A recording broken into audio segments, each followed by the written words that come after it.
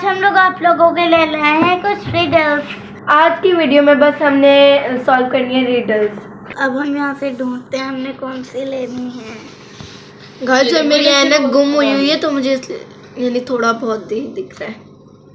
कौन सी नहीं, तो सारी अजीब अजीब सी हैं। चलो ये लेते हैं। नरेश के घर में रोज सुबह दूध वाला दूध देने आता था, लेकिन पिछले 2-3 दिनों से नरेश घर का दरवाजा नहीं खोल रहा था और दूध वाला घर के बाहर दूध की बोतल रख के चला जाता था। घर के बाहर 3-4 दिनों से अखबार भी पड़े हुए थे, इसलिए एक दिन दूध वाले को डाउट होता है तो वो खिड़की से अंदर जाके देखता है तो नरेश मर चुका था। दूध वाला तुरंत डिटेक्टिव मेहुल को कॉल कर देता है। डिटेक्टिव मेहुल तुरंत आके सीसीटीवी फुटेजेस चेक करता है तो उसे समझ आता है कि घर के बाहर रखी दूध की बोतलें चेंज हुई है। लॉजिकल आर्मी, क्या आप इन फुटेजेस को देख के बता सकते हैं मेहुल को ऐसा क्यों लगा कि दूध की बोतल चेंज हुई है? सोचिए। मुझे लगता है इन्हों के घर के मेड ने इसका मर्डर किया। मुझे लगता है ये दूध वाले ने इसको मारा। चलो देखते हैं अब कौन है।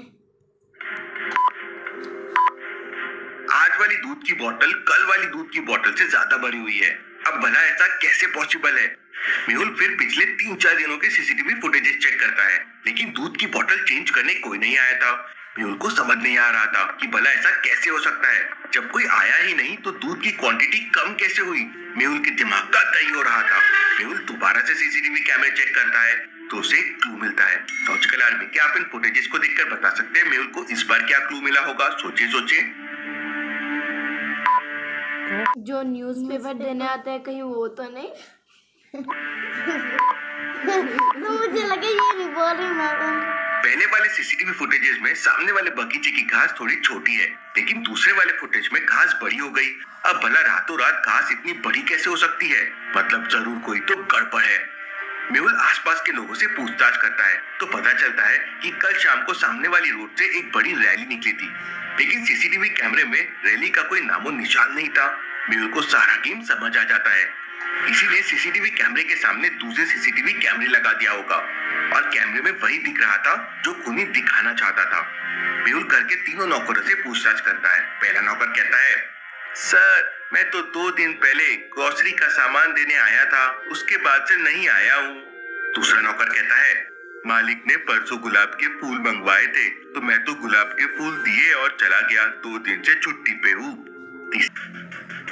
दूसरा वाला नौकर झूठ बोल रहा है। ध्यान से देखिए, घर के सामने वाले बगीचे में इतने सारे गुलाब के फूल लगे हुए हैं, फिर भला नरेश नौकर को गुलाब के फूल लाने के लिए क्यों कहेगा? मतलब ये नौकर झूठ बोल रहा है। मेहुल से पकड़ लेता है। चलिए अगली पहेली देखते हैं। इन बॉक्सेस को ध्यान से देखिए। मैं पहले बॉक्स में डोनट को रख रहा हूँ, अब मैं इन्हें घुमाऊंगा। गाइस ये तो बहुत आसान है।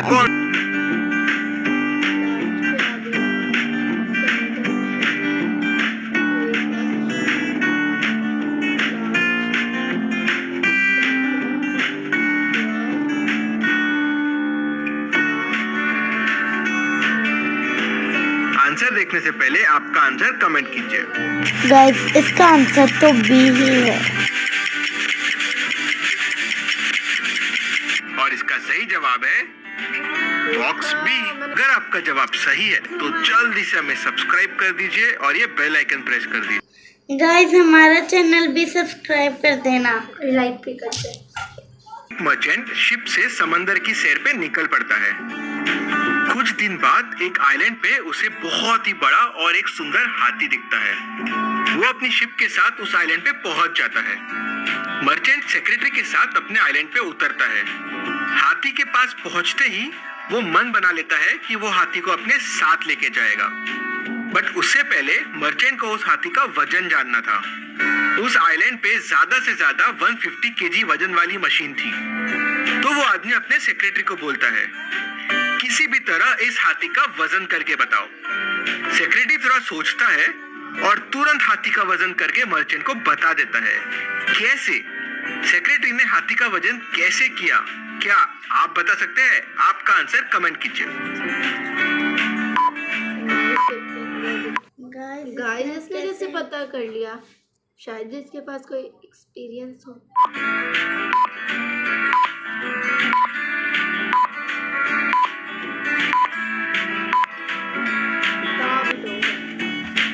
चलिए इसका आंसर देखते हैं। सेक्रेटरी सबसे पहले हाथी को शिप पे रखता है। जैसे ही हाथी को शिप पे रखता है, शिप पानी में थोड़ा अंदर जाता है। फिर सेक्रेटरी शिप जितना नीचे जाता है उस जगह पे एक निशान बना देता है और अब हाथी को नीचे उतार देता है। इसके बाद सेक्रेटरी 150 केजी वाली मशीन को यूज करके स्टोन्स को वे करता है। इसके बाद सेक्रेटरी 150 केजी से कम वजन वाले स्टोन्स लेके आता है। इन स्टोन्स को वो एक एक करके शिप में रखना शुरू कर देता है। जैसे ही शिप उस निशान तक पानी के अंदर चले जाती है, वो रुक जाता है। जितने स्टोन शिप पे रखे थे उनका वजन करेंगे और ऐड करेंगे तो आपको हाथी का वजन पता चल जाएगा। चलिए अगली, इस सीन को ध्यान से देखिए। एक लड़की की मौत हो गई है। आपको बताना है कि ये एक मर्डर है या एक सुसाइड है। आपका आंसर कमेंट कीजिए। गाइस मुझे तो एक सुसाइड लग रहा है, क्योंकि गाइस वो खुद मरना चाहती थी तो वो पानी में डूब गई।